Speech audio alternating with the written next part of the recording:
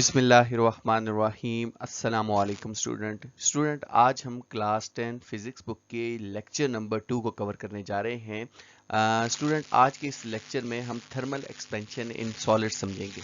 Student thermal expansion in solids को समझने से पहले सबसे पहले हम ये जो टर्म थर्मल एक्सपेंशन ये है क्या इसको देखेंगे और देन फिर हम जो थर्मल एक्सपेंशन इन सॉलिड्स के अंदर लीनियर और वॉल्यूमेट्रिक एक्सपेंशन हो रही है इन दोनों को हम डिटेल से समझेंगे और उनकी डेरिवेशंस भी करेंगे।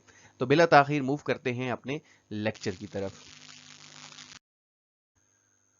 स्टूडेंट अगर हम बात करें थर्मल एक्सपेंशन की तो इसको हम समझते हैं अपनी इस फिगर से, और इस फिगर का जो टाइटल है वो ये है कि matter expends on heating. Matter student solid liquids या गैसेस जितनी भी स्टेट्स हैं वो सारी की सारी एक्सपैंड होती हैं। एक्सपेंशन का मतलब है कि उनका साइज इंक्रीज हो जाता है। कब साइज इंक्रीज होता है? जब आप उनको हीट करते हैं। तो जितने भी मैटर्स की स्टेट्स हैं, सॉलिड्स है, लिक्विड है या गैसेस हैं, वो सब के सब मैटर्स की स्टेट्स का साइज चेंज हो जाता है, इंक्रीज हो जाता है ऑन हीट करने पर। हाँ, ये अलग बात है कि सॉलिड, लिक्विड और गैसेस का साइज एक जैसा इंक्रीज नहीं होता, ये डिफरेंट इंक्रीज होता है। यानी सॉलिड जो है वो इतने ज़्यादा उनका साइज एक्सपेंड नहीं होता, वो इतनी ज़्यादा एक्सपेंशन शो नहीं करते एज कंपेयर टू लिक्विड और गैसेस के मुकाबले में। इसी तरीके से जो लिक्विड हैं वो गैसेस के मुकाबले में तो कम एक्सपेंशन करती हैं, लेकिन सॉलिड के मुकाबले में ज़्यादा एक्सपेंशन करती हैं। इसकी रीज़न क्या है कि डिफरेंट स्टेट्स डिफरेंट एक्सपेंशन क्यों शो करती हैं? इसकी रीज़न ये है कि डिफरेंट जो स्टेट्स में एटम्स या पार्टिकल्स के दरमियान जो अट्रैक्टिव फोर्सेस हैं वो डिफरेंट होती हैं। सॉलिड में अट्रैक्टिव फोर्सेस ज़्यादा होती हैं, ये हम अपने प्रीवियस लेक्चर में इस बात को समझ कर आए हैं। अगर आपने नहीं समझा तो वो पहले उसको अच्छे से देखें। ये लेक्चर सारे चल रहे होते हैं, यानी हर पिछला लेक्चर अगले लेक्चर से कनेक्टेड होता है। अगर आपने पिछला लेक्चर सही से नहीं समझा तो अगले लेक्चर्स में कुछ प्रॉब्लम्स आ सकती हैं। तो मैं बात कर रहा था कि अगर जितनी ज़्यादा अट्रैक्टिव फोर्सेस होंगी उतने मॉलिक्यूल्स के एटम टाइटली पैक्ड होंगे और उतना डिफिकल्ट होगा उसको एक्सपैंड करने में। अब सॉलिड्स में अट्रैक्टिव फोर्सेस ज़्यादा होती हैं तो सॉलिड कम एक्सपैंड करते हैं। अब गैसेस में अट्रैक्टिव फोर्सेस बिल्कुल नेग्लिजिबल होती हैं, तो गैसेस को ज़रा सा भी आप हीट करेंगे तो ये बहुत ज़्यादा एक्सपैंड करेंगी। एनीवे, अब हम चलते हैं एग्जाम्पल की तरफ। तो यहाँ देखें कि ये जो पहली एग्जाम्पल है रेलवे ट्रैक की। तो स्टूडेंट, रेलवे ट्रैक में एक्सपेंशन को सामने रखते हुए जब रेलवे ट्रैक को डिज़ाइन किया जाता है तो इन बार के दरमियान गैप्स रखा जाता है। अगर ये गैप्स ना रखें और एक्सपेंशन हो जाए तो ये जो है वो जो रेल कार है वो इस रेलवे ट्रैक के ऊपर से उतर सकती है। कैसे? इसमें देखें कि लेट्स सपोज जब हीट होती है तो ये जो आयरन बार है ये इस तरफ को एक्सपैंड करे। लेट्स सपोज ये अगर इस तरफ को एक्सपैंड करती है और ये वाली जो आयरन बार है वो इस तरफ को एक्सपैंड करती है, और आप फर्ज करें कि इनके दरमियान गैप नहीं है। वैसे एक्चुअल सिनेरियो में यहाँ गैप रखा जाता है, लेकिन आप अज्यूम करें कि इनके दरमियान गैप ना हो, ये इस तरफ को एक्सपैंड करे, वो इस तरफ को एक्सपैंड करे, तो ये जो दोनों आयरन बार हैं ये स्लाइटली कर्व हो जाएंगी, स्ट्रेट रहने के बजाय थोड़ा सा बेंड कर जाएंगी। जब ये बेंड कर जाएंगी तो जो रेल कार है वो इस रेलवे ट्रैक के ऊपर जाते हुए उतर सकती है, हादसा रोनमा हो सकता है। तो इस थर्मल एक्सपेंशन को सामने रखते हुए हमने अपनी हर चीज़ को डिज़ाइन करना है कि थर्मल एक्सपेंशन कहीं हमारी किसी चीज़ में इफेक्ट रोल प्ले ना कर दे। इस तरह थर्मल एक्सपेंशन के कहीं न जब यहाँ डिसएडवांटेजेस हैं कि यहाँ हम चाहते हैं कि थर्मली एक्सपेंड ना हो चीज़ें, लेकिन इसके काफ़ी सारे फ़ायदे भी हैं। जिस तरह यहाँ देखें कि थर्मामीटर के अंदर हमने मरकरी डाला है और मरकरी बहुत अच्छा बाकी डिफरेंट भी सब्सटेंस से बहुत अच्छी एक्सपेंशन शो करता है। तो इसी एक्सपेंशन को हमने काम पे लगाया हुआ है और ये इसकी मदद से हम क्या करते हैं, बॉडी का टेम्परेचर मेजर कर लेते हैं। ज़रा सा टेम्परेचर इंक्रीज होता है तो मरकरी बहुत अच्छी एक्सपेंशन करता है, जिसको हम बाय रीड कर लेते हैं। यानी इस एक्सपेंशन ही की वजह से हम टेम्परेचर को मेजर करते हैं। इसी तरीके से जो बैलून्स होते हैं स्टूडेंट्स, ये बैलून्स इन्फ्लेट्स होते हैं due to air expansion. Air जब एक्सपेंड करती है तभी बैलून्स इस वजह से फूल कर रहते हैं, थोड़े से बड़े हो जाते हैं अपने साइज से। यानी जब ज़्यादा अगर आप इसको हीट करें स्टूडेंट इस बैलून को, तो ये बैलून फट जाएगा क्योंकि एयर ज़्यादा एक्सपेंड होगी और एक्सपेंशन की वजह से इसको फाड़ देगी। इसमें एक और भी है कि जिस तरह प्रेशर कुकर आपका जो ब्लास्ट कर जाता है वो बेसिकली एक्सपेंशन की वजह से गैसेस एक्सपेंड करना चाह रही होती हैं और वो प्रेशर कुकर को फाड़ देती हैं, तो वहाँ भी थर्मली एक्सपेंशन हो रही है हीट करने की वजह से। आमतौर पर आपने सुना होगा कि गाड़ी के जो टायर्स हैं वो भी चलते चलते ब्लास्ट कर जाते हैं और उसकी रीज़न भी थर्मल एक्सपेंशन ही है। स्टूडेंट, थर्मल एक्सपेंशन का एक और फ़ायदा देखें कि अगर हमारे पास ये घर में अगर आपका किसी बोतल का लिड ओपन ना हो रहा हो और आपकी मामा आपको कहें कि इसको ओपन करके दें, तो आप उसको क्या करें, सिंपली हॉट वाटर के अंदर उसको डिप कर दें। हॉट वाटर के अंदर जब आप डिप करेंगे तो इसका जो लिड है वो एक्सपैंड करेगा, एक्सपैंड करने की वजह से ये इजीली ओपन हो जाएगा। यानी उसको थोड़ी देर गरम गरम हाथ नहीं रखना उसके ऊपर, थोड़ी देर बाद उसको थोड़ा नॉर्मलाइज होने दें और फिर उसको इजीली आप ओपन कर लेंगे। तो इस तरह ये जितने भी मैटर्स हैं जब ये एक्सपैंड करते हैं तो इनके हमें काफ़ी सारे एडवांटेजेस और डिसएडवांटेजेस हैं, तो हम अपनी डेली लाइफ के अंदर इसको किस तरह यूज़ कर सकते हैं थर्मल एक्सपेंशन को, यही आज के हमारे इस लेक्चर में इंक्लूड है। लेकिन ये तो समझने की हद तक था, अब हम इसको अपने पेपर्स में, अपने एग्जाम में किस तरह से लिखेंगे इसकी तरफ हम चलते हैं।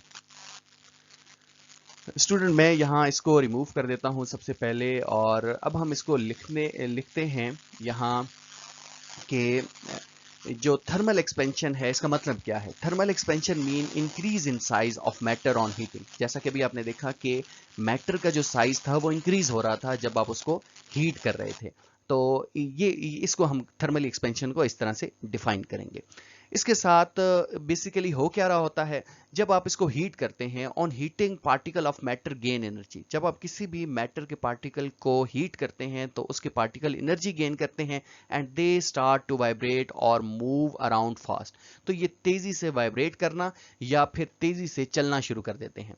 अच्छा स्टूडेंट, ये दो बातें हैं, वाइब्रेट करेंगे सॉलिड के पार्टिकल्स और मूव करेंगे लिक्विड और गैसेस के मॉलिक्यूल। सॉलिड के मॉलिक्यूल मूव नहीं करेंगे, वो जस्ट वाइब्रेट करेंगे, इसलिए दो वर्ड लिखे हैं, वाइब्रेट और मूव अराउंड द फास्ट। तो इसमें थोड़ा आपने क्लियर रहना है।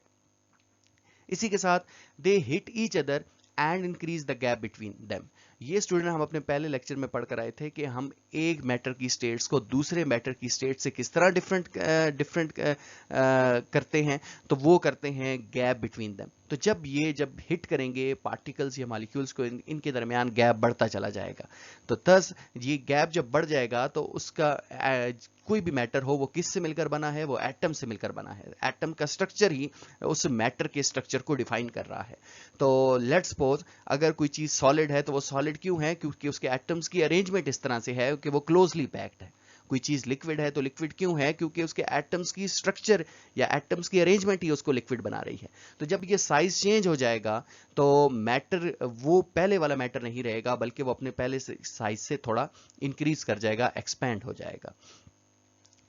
इसके साथ अगर हम देखें कि थर्मल एक्सपेंशन डिपेंड किस पर करती है, थर्मल एक्सपेंशन डिपेंड करती है तीन फैक्टर्स पर। एक है नेचर ऑफ मटेरियल, के मटेरियल कैसा है। Different material different expansion show करते हैं।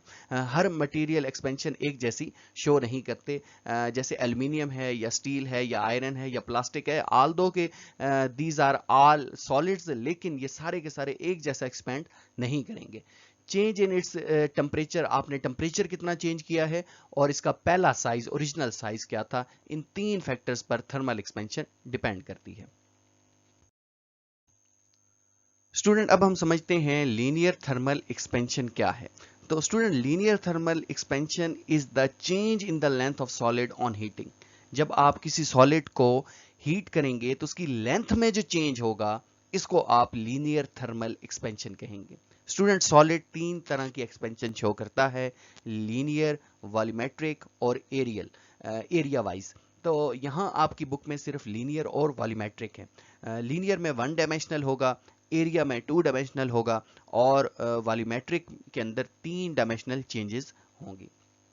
तो it is the change in one dimension. अब क्योंकि ये लीनियर है, लेंथ ऑफ सॉलिड्स में चेंज हो रही है, तो ये वन डायमेंशन में चेंज होगी सॉलिड ऑब्जेक्ट की जब आप उसको हीट करेंगे।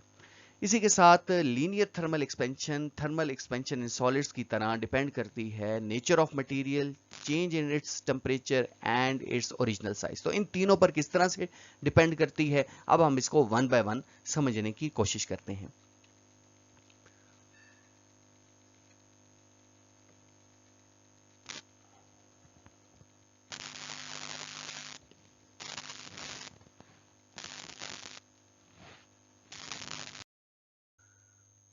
स्टूडेंट अब हम देखेंगे कि लीनियर थर्मल एक्सपेंशन किस तरह से टेम्परेचर पर डिपेंड करती है। यानी अगर आप टेम्परेचर को ज़्यादा करेंगे तो लीनियर थर्मल एक्सपेंशन का टेम्परेचर के साथ क्या रिलेशन है, क्या वो भी एक्सपेंड करेगी या नहीं।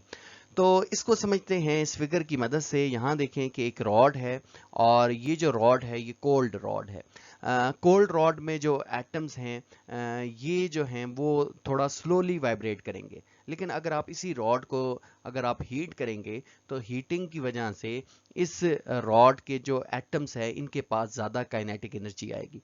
ज़्यादा काइनेटिक एनर्जी आने की वजह से ये ज़्यादा फोर्सफुली वाइब्रेट करेंगे, और अगर ये ज़्यादा फोर्सफुली वाइब्रेट करेंगे तो एक दूसरे को ज़्यादा फोर्सफुली धकेलेंगे, और इस फोर्सफुली पुश करने की वजह से इनके दरमियान स्पेस क्रिएट हो जाएगी, और जब ये स्पेस क्रिएट होगी तो जिसकी वजह से इस रॉड का साइज जो है वो इंक्रीज हो जाएगा।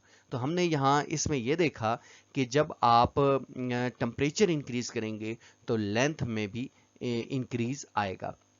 इसको अभी हम यहाँ अपने पास लिख लेते हैं। पहला पॉइंट ये है कि पार्टिकल गेन काइनेटिक एनर्जी। जब आप हीट करते हैं तो जो पार्टिकल्स हैं, किसी रॉड के पार्टिकल्स हैं, वो क्या करेंगे, काइनेटिक एनर्जी को गेन करेंगे। तो एटम और molecule in the rod vibrate more rapidly as the temperature increases. जब आप टेम्परेचर को इंक्रीज करेंगे तो वो जो एटम या मॉलिक्यूल हैं वो ज़्यादा वाइब्रेशन शुरू कर देंगे। इसके साथ दूसरी बात यह है कि पार्टिकल पुश अपार्ट। फिर क्या होगा, पार्टिकल्स एक दूसरे को धक्का देंगे। तो दो still held in place by strong forces, although के पार्टिकल्स के दरमियान स्ट्रॉन्ग अट्रैक्टिव फोर्सेस हैं, लेकिन increase vibration causes the average distance between the particles to increase. लेकिन जो वाइब्रेशन आपने इंक्रीज कर दी है या वाइब्रेशन इंक्रीज हो गई है हीटिंग की वजह से, उसकी वजह से एवरेज डिस्टेंस पार्टिकल्स के दरमियान वो इंक्रीज हो जाएगा।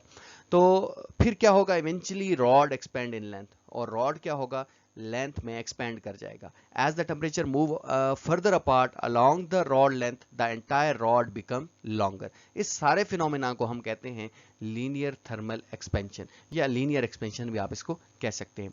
स्टूडेंट अगर मैं इस सारी बात को समराइज करूं और एक फॉर्म में लिखना चाहूं, मैथमेटिकली फॉर्म में लिखना चाहूं, तो हम इसको सिंपली ये लिखेंगे, यहां ऊपर लिख लिया कि change in length is directly proportional to change in temperature. जितना ज़्यादा आप टेम्परेचर में चेंज करेंगे उतनी ज़्यादा आपकी लेंथ चेंज होगी। ये एक दूसरे के डायरेक्टली रिलेशन है। ये एक इक्वेशन 1 बन गई है और ये हमारे साथ चलती चली जाएगी। इसको आप लोगों ने माइंड में रखना है।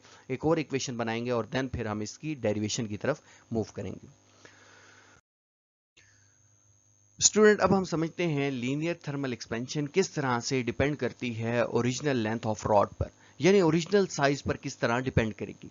तो इसके लिए देखा यह गया है कि जितनी ज़्यादा अगर हमारे पास ओरिजिनल लेंथ होगी किसी ऑब्जेक्ट की, उतना ज़्यादा उसका साइज चेंज होगा। यहाँ जिस तरह के एक आप देख सकते हैं कि यहाँ एक इक्वेशन लिखी गई है कि अगर पहले लेंथ, ये एल नॉट को ओरिजिनल लेंथ कहते हैं, अगर पहले लेंथ या साइज ज़्यादा होगा तो इसमें जो चेंज आएगा यानी लीनियर जो थर्मल एक्सपेंशन होगी वो उतनी ही ज़्यादा होगी। इसको स्टूडेंट समझते हैं एक फिगर की मदद से।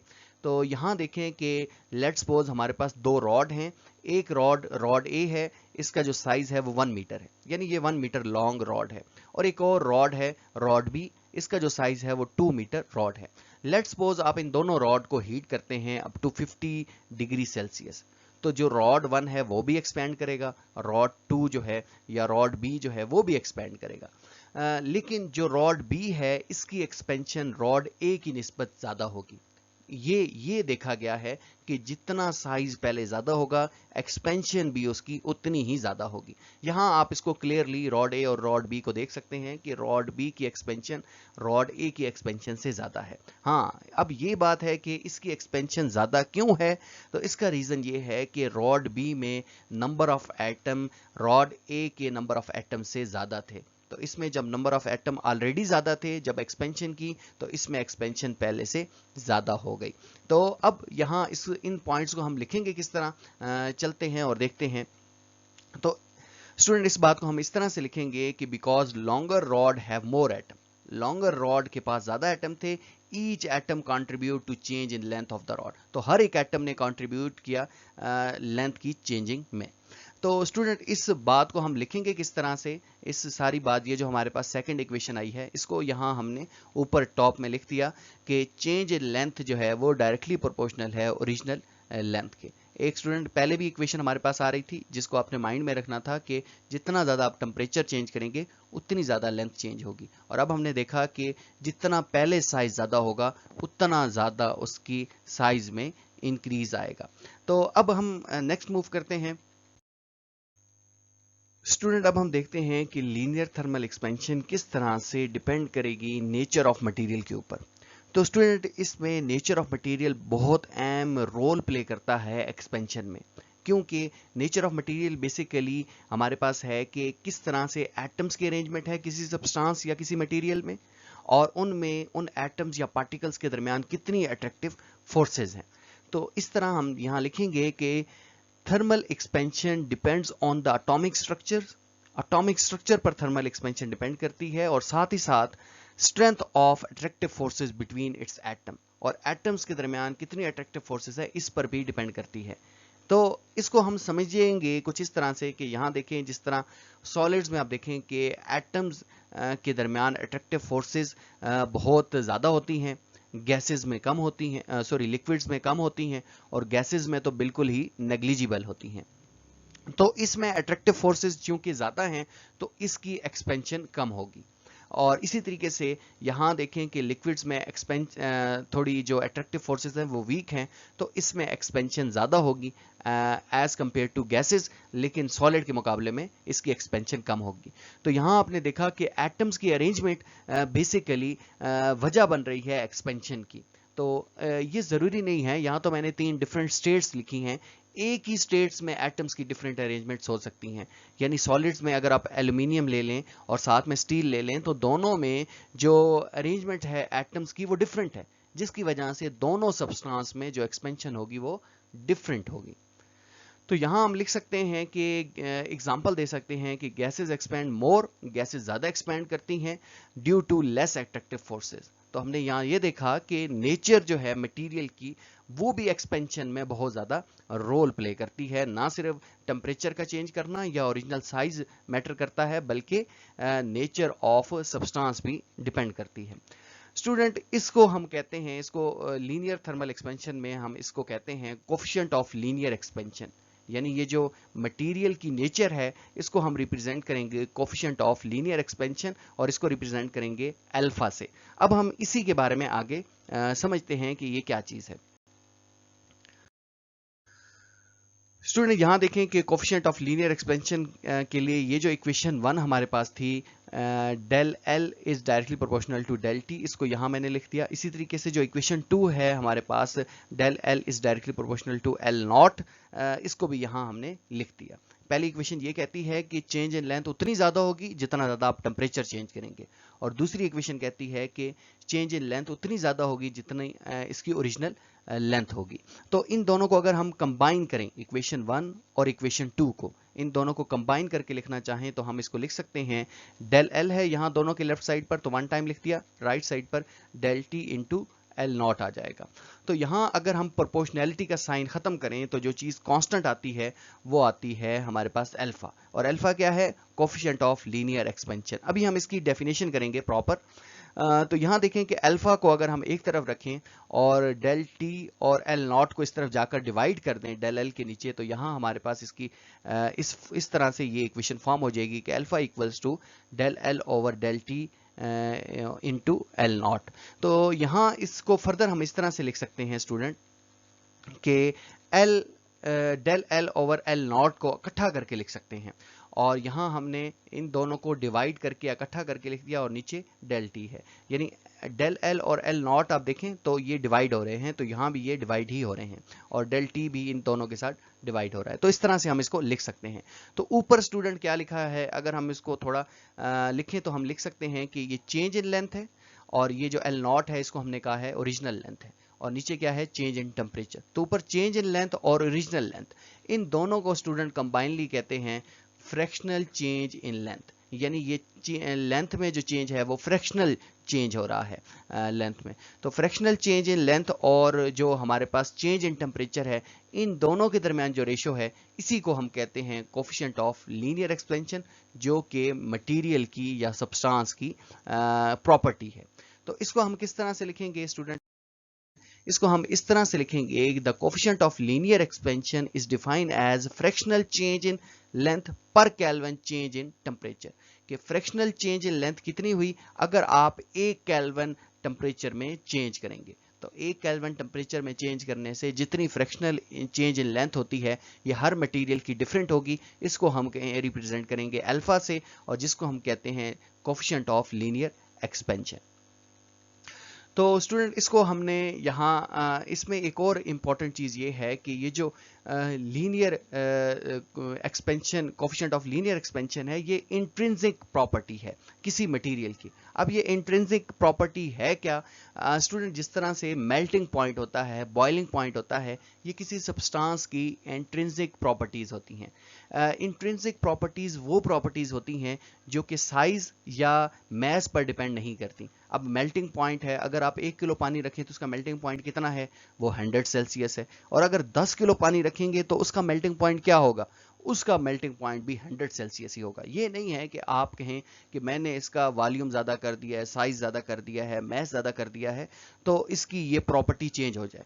तो ऐसी प्रॉपर्टी जो कि मैस के चेंज करने से चेंज ना हो, उसको कहते हैं इंट्रिंसिक प्रॉपर्टी। तो ये नहीं है कि 1 किलो लोहा है तो उसका कोफिशिएंट ऑफ लीनियर एक्सपेंशन और होगा, और अगर 10 किलो आयरन है तो उसका कोफिशिएंट ऑफ लीनियर एक्सपेंशन और होगा। दोनों का सेम होगा, मैस पर डिपेंड नहीं करता। तो इसी वजह से ये बड़ी इंपॉर्टेंट चीज है कि coefficient of linear expansion mass के ज्यादा होने से ज्यादा नहीं होता। इसी वजह से हम इसको कहते हैं कि ये इंट्रिंसिक प्रॉपर्टी ऑफ मटेरियल है। एक और सादा लफ्जों में, जिस तरह डेंसिटी होती है, या डेंसिटी से भी सादा लफ्जों में जो कलर होता है, जैसे आयरन का जो कलर है, पानी का जो कलर है, पानी तो कलरलेस है, लेकिन जो भी सब्सटेंस है, जिन सब्सटेंस का जो कलर होता है वो चेंज नहीं होता अगर आप उसके मैस को ज्यादा कर दें। क्या किसी ऑब्जेक्ट का कलर ब्लैक है, आप उसका मैस ज्यादा कर देंगे तो क्या उसका कलर चेंज हो जाएगा? तो कलर चेंज नहीं होगा। तो जो कलर है वो भी इंट्रिंसिक प्रॉपर्टी है तो किसी सब्सटेंस की। तो ये देखें कि कोफिशिएंट ऑफ लीनियर एक्सपेंशन क्या है? इंट्रिंसिक प्रॉपर्टी है। इसमें दूसरी चीज अभी हम देखते हैं कि इसकी यूनिट क्या है। तो इसकी अगर आप यूनिट की बात करें तो ऊपर जो है ये change in length, original length, ये दोनों कैंसिल आउट हो जाएंगे। अगर इसकी यूनिट मीटर और इसकी भी मीटर कर दें, ये कैंसिल आउट हो जाएंगे। सिर्फ यूनिट बचेगी टेम्परेचर की, और टेम्परेचर की यूनिट होती है केल्विन। तो ऐसे unit of coefficient of linear expansion is पर केल्विन। इसको पढ़ते हैं, के के साथ -1 लिखा जाता है। तो इसके साथ हमारा ये वाला जो टॉपिक है वो कंप्लीट हुआ, लीनियर थर्मल एक्सपेंशन। अब हम चेंज करते हैं वॉल्यूमेट्रिक थर्मल एक्सपेंशन। अगर आपने इसको बहुत अच्छे से कर लिया तो वो भी बहुत अच्छे से आपको समझ आ जाएगा। मैं थोड़ा उसको जल्दी चलाऊंगा क्योंकि वीडियो की लेंथ काफी बढ़ चुकी है, और लेकिन वो सारी की सारी बातें बिल्कुल ऐसे ही हैं, बिल्कुल यही हैं। हम उसकी जस्ट डेरिवेशन देखेंगे। स्टूडेंट अब हम समझते हैं volumetric thermal expansion. Volumetric thermal expansion क्या है? Volumetric thermal expansion basically volume में चेंज है। किसी क्यूबिक ऑब्जेक्ट के वॉल्यूम में चेंज होता है जब आप उसको हीट करते हैं। तो इसको हम लिखेंगे इस तरह से कि it is the change in volume of solid on heating. किसी सॉलिड के वॉल्यूम में चेंज होना जब आप उसको हीट करते हैं, इसको कहते हैं वॉल्यूमेट्रिक थर्मल एक्सपेंशन। दूसरी बात हमारे पास ये है कि it is the change in 3 dimensional of solid object. जिस तरह लीनियर थर्मल एक्सपेंशन में हमने देखा था कि वो 1 डायमेंशनल चेंजेस थी, यहाँ 3 डायमेंशनल चेंजेस होंगे। 1 डायमेंशनल में सिर्फ लेंथ में, यहाँ है हमारे पास लेंथ, विड्थ और हाइट, तीनों साइजेस में चेंज आएगा। तो इसको हम वॉल्यूमेट्रिक थर्मल एक्सपेंशन कहते हैं। स्टूडेंट जिस तरह लीनियर थर्मल एक्सपेंशन डिपेंड करता है nature of material, change in its temperature और इट्स ओरिजिनल साइज पर, इसी तरीके से वॉल्यूमेट्रिक थर्मल एक्सपेंशन भी इन्हीं 3 पैरामीटर्स पर डिपेंड करता है। इसको अब हम इन्हीं 3 पैरामीटर्स को 1 बाय 1 स्टडी करते हैं कि किस तरह नेचर ऑफ मटेरियल यानी मटेरियल के चेंज करने से वॉल्यूमेट्रिक थर्मल एक्सपेंशन चेंज होगी, कम होगी, ज़्यादा होगी। टेम्परेचर के चेंज करने से किस तरह वॉल्यूमेट्रिक थर्मल एक्सपेंशन होगी, या ओरिजिनल साइज किस तरह रोल प्ले करेगा वॉल्यूमेट्रिक थर्मल एक्सपेंशन में। तो इन तीनों को 1 बाय 1 हम स्टडी करते हैं। स्टूडेंट सबसे पहले हम देख लेते हैं कि वॉल्यूमेट्रिक थर्मल एक्सपेंशन किस तरह इंक्रीज इन टेम्परेचर पर डिपेंड करती है। यहाँ हम क्यूब लेंगे क्योंकि क्यूब जो है वो 3 डायमेंशनल शेप है। तो इसको हम इसी तरह से लिखेंगे जिस तरह अभी हमने पीछे लिखा कि सबसे पहले पार्टिकल क्या करेंगे, काइनेटिक एनर्जी को गेन करेंगे। कब? जब आप टेम्परेचर इंक्रीज करेंगे। जब आप टेम्परेचर इंक्रीज करेंगे तो जो पार्टिकल्स हैं वो काइनेटिक एनर्जी गेन करेंगे और ज़्यादा वाइब्रेट करेंगे रैपिडली। ये स्टूडेंट सारी की सारी बातें लीनियर थर्मल एक्सपेंशन जैसी हैं। अगर आपने वो याद कर लिया तो इसमें कुछ चेंजेस करके खुद ब खुद ये आपको याद होता चला जाएगा। इसको मैंने इस तरह से लिखा है कि एक चीज़ याद करने से दूसरी भी याद हो जाए। नेक्स्ट, उसमें भी हमने देखा था कि पार्टिकल पुश अपार्ट होंगे। यहां भी यही होगा कि जब ये हीट अप होंगे पार्टिकल तो एक दूसरे को धक्का देंगे, फोर्सफुली पुश करेंगे, जिसकी वजह से एवरेज डिस्टेंस जो होगा पार्टिकल्स के दरमियान वो इंक्रीज हो जाएगा। तीसरी बात हमने वहां देखी थी कि जो वो हमारे पास बार थी वो एक्सपेंड करेगी। यहाँ जो है क्यूब एक्सपेंड करेगा वॉल्यूम में। तो इसको हम लिख लेंगे कि as the particle move further apart along the cube volume, particle cube volume के अक्रॉस मूव करेंगे तो जिसकी वजह से एंटायर क्यूब बिकम लार्जर हो जाएगा। और इसको हम कहेंगे वॉल्यूमेट्रिक एक्सपेंशन। जिस तरह हमने उसको कहा था लीनियर एक्सपेंशन, इसको हम कहेंगे वॉल्यूमेट्रिक एक्सपेंशन।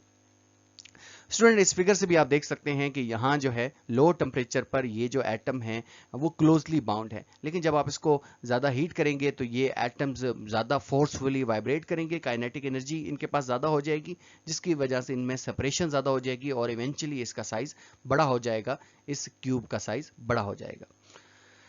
नेक्स्ट स्टूडेंट हम मूव करते हैं, या इस सारी बात को अगर हम समराइज करें तो इस सारी बात को हम ये इस तरह से समराइज कर सकते हैं कि जो चेंज इन वॉल्यूम होगा वो डायरेक्टली प्रोपोर्शनल होगा चेंज इन टेम्परेचर के। जितना ज़्यादा आप टेम्परेचर चेंज करेंगे उतना ज़्यादा वॉल्यूम चेंज होने वाला है। ये हमारे पास इक्वेशन 1 है और इसको हम साथ लिखते चले जाएंगे। स्टूडेंट अब हम समझते हैं वॉल्यूमेट्रिक थर्मल एक्सपेंशन किस तरह से डिपेंड करती है ओरिजिनल वॉल्यूम ऑफ क्यूब पर। तो इसके लिए देखा ये गया है कि जितना ज़्यादा आपका पहला वॉल्यूम होगा उतना ज़्यादा आपके वॉल्यूम के अंदर चेंज आएगा। यानी क्यूब का अगर पहला वॉल्यूम ज़्यादा है तो उतना ज़्यादा उसका वॉल्यूम चेंज होगा ऑन हीटिंग। ऐसा क्यों होता है? ऐसा इस वजह से होता है कि जो लार्जर क्यूब होगा वो उसमें ज़्यादा एटम होंगे। Each atom contribute to change in volume of the cube, और हर एक एटम जो है वो कंट्रीब्यूशन करेगा वॉल्यूम के चेंज में क्यूब के। तो इस वजह से ये जो हमारे पास सेकंड इक्वेशन आई है ये हमें ये बता रही है कि change in volume is directly proportional to original volume. तो इस इक्वेशन को भी यहाँ हम लिख लेते हैं। अब हम नेक्स्ट मूव करते हैं और देखते हैं तीसरा फैक्टर जो था कि नेचर ऑफ मटेरियल किस तरह से डिपेंड करती है, तो उसको समझने की कोशिश करते हैं।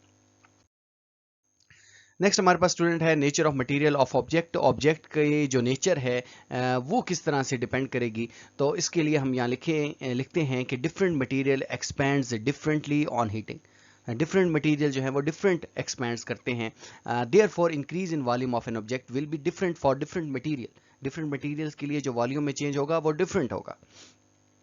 नेचर ऑफ मटेरियल्स को हम रिप्रेजेंट करेंगे बाय बीटा, और इसको हम लिखते हैं कोफिशिएंट ऑफ वॉल्यूमेट्रिक एक्सपेंशन। अब ये कोफिशिएंट ऑफ वॉल्यूमेट्रिक एक्सपेंशन क्या है, इसको डेरिवेशन की मदद से हम समझने की कोशिश करते हैं। स्टूडेंट यहाँ जिस तरह दो इक्वेशंस हम लिखते चले आ रहे हैं, एक इक्वेशन हमारे पास है change in volume is directly proportional to change in temperature, और दूसरी हमारे पास इक्वेशन है change in volume is directly proportional to original volume. तो इन्हीं दोनों इक्वेशंस को यहाँ हम नीचे लिख लेते हैं और इन्हीं दोनों इक्वेशंस को यहाँ हमने लिख लिया। अब हम नेक्स्ट ये करते हैं कि इन दोनों इक्वेशंस को कंबाइन करते हैं। तो इन दोनों इक्वेशंस को अगर हम कंबाइन करके लिखें तो हम लिख सकते हैं कि change in volume is directly proportional to change in temperature and original volume. ये दो पैरामीटर्स हैं जिसको अभी हमने समझा है, समझ कर आए हैं। यहाँ प्रोपोर्शनैलिटी का साइन अगर आप रिमूव करें तो यहाँ हमारे पास एक कांस्टेंट आता है, और कांस्टेंट हमारे पास है beta which is coefficient of volumetric expansion. तो बीटा को हम अगर अलग से लिखना चाहें तो हम लिखेंगे कि चेंज इन वॉल्यूम, और ये जो चेंज इन टेम्परेचर है इधर जाकर डिवाइड हो जाएगा, ओरिजिनल वॉल्यूम भी इधर जाकर डिवाइड हो जाएगा। तो बीटा हमारे पास आएगा change in volume over change in temperature into original volume. Next हम ये करते हैं स्टूडेंट के चेंज इन वॉल्यूम को ओरिजिनल वॉल्यूम के साथ डिवाइड करके इस तरह से हम इसको लिख सकते हैं। यानी ये change in volume original volume divide हो रहा है, तो यहाँ मैंने बैक स्लैश डाल के इसको अलग से लिख दिया और नीचे चेंज इन टेम्परेचर लिखा है। तो इसको अगर हम लिखना चाहें तो हम इसको इस तरह से लिख सकते हैं कि चेंज इन वॉल्यूम और वी नॉट को original volume divided by change in temperature. तो स्टूडेंट ये जो चेंज इन वॉल्यूम और ओरिजिनल वॉल्यूम की जो रेशियो होती है इसको हम कहते हैं फ्रैक्शनल चेंज इन वॉल्यूम। तो इसको हमने यहाँ लिख दिया फ्रैक्शनल चेंज इन वॉल्यूम और नीचे लिखा चेंज इन टेम्परेचर। तो बीटा हमारे पास, इसकी डेफिनेशन हमारे पास आ गई कि ये बेसिकली रेशियो है fractional change in volume to the change in temperature, कि अगर आप 1 केल्विन टेम्परेचर में चेंज करते हैं तो कितना वॉल्यूम में चेंज आता है। ये हमें इसका रिलेशन हमें बताता है beta, which is coefficient of volumetric expansion.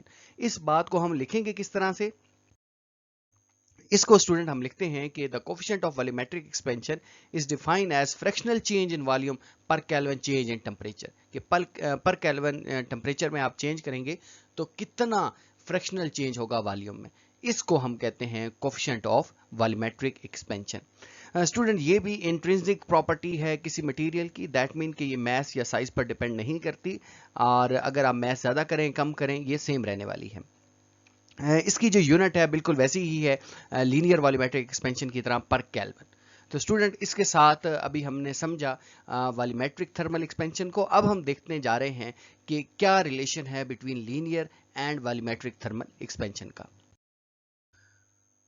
Student linear और वॉल्यूमेट्रिक एक्सपेंशन का जो रिलेशन है इसको हम समझते हैं इस फिगर की मदद से। यहाँ देखें कि इसमें जो मैथमेटिकल एक्सप्रेशन है वो ये कहता है कि beta is equal to 3 time alpha होता है, यानी आप अल्फा को 3 से मल्टीप्लाई करें, which is linear expansion, coefficient of linear expansion, इसको आप 3 से मल्टीप्लाई करें तो आप उसी मटेरियल का beta volumetric expansion, coefficient of volumetric expansion beta हासिल कर लेंगे।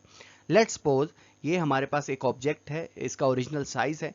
अगर आप अज्यूम करें कि ये लीनियरली एक्सपैंड करता है, तो लीनियरली जब एक्सपैंड करेगा तो सिर्फ इसकी लेंथ चेंज हो जाएगी। आप देखें कि इसकी लेंथ जो है वो चेंज हो गई है, यानी लेंथ इंक्रीज हो गई है। लेकिन अगर इसी साइज का आप कहें कि वॉल्यूमेट्रिक एक्सपेंशन होती है, तो वॉल्यूमेट्रिक एक्सपेंशन में ना सिर्फ लेंथ इंक्रीज होगी, विड्थ भी इंक्रीज होगी और हाइट भी इंक्रीज होगी। तो इसमें सिर्फ लेंथ इंक्रीज होती है, इसमें लेंथ, विड्थ और हाइट तीनों चीजें इंक्रीज होती हैं। तो बीटा हम ये कह सकते हैं कि 3 टाइम अल्फा होता है, क्योंकि इसमें 3 पैरामीटर्स इन्वॉल्व हैं और लेंथ में सिर्फ 1 पैरामीटर इन्वॉल्व है। तो लेंथ को आप 3 पैरामीटर से जब आप मल्टीप्लाई करेंगे, 3 से मल्टीप्लाई करेंगे तो ये बीटा ही आ जाएगा। इसको एक और एग्जांपल से भी आप समझ सकते हैं कि लेट्स सपोज किसी का कोफिशिएंट ऑफ लीनियर एक्सपेंशन किसी सब्सटेंस का 10⁻⁵ है। तो अगर आपने इसका वॉल्यूमेट्रिक एक्सपेंशन निकालनी है तो इसको मल्टीप्लाई कर दें 3 से, और तीनों साइडों से आप देखना चाहते हैं कि कितना एक्सपेंड करेगा तो 3 से मल्टीप्लाई करके ये आ जाएगा। तो इसके साथ स्टूडेंट हमारा ये जो आज का लेक्चर था वो अपने इख्तिताम को पहुंचा। अगर कोई भी क्यूरी या क्वेश्चन है तो आप कमेंट सेक्शन में लाजमी पूछिए। इंशाल्लाह मिलेंगे न्यू वीडियो लेक्चर में जिसमें हम थर्मल एक्सपेंशन इन लिक्विड्स को समझेंगे और देन फिर इस तरह इस चैप्टर को आगे चलते चले जाएंगे। और कोई भी क्यूरी है या क्वेश्चन है तो आप कमेंट सेक्शन में लाजमी पूछिए। अपना बहुत ख्याल रखिएगा। मिलते हैं न्यू वीडियो लेक्चर के साथ, तब तक के लिए अल्लाह हाफिज़।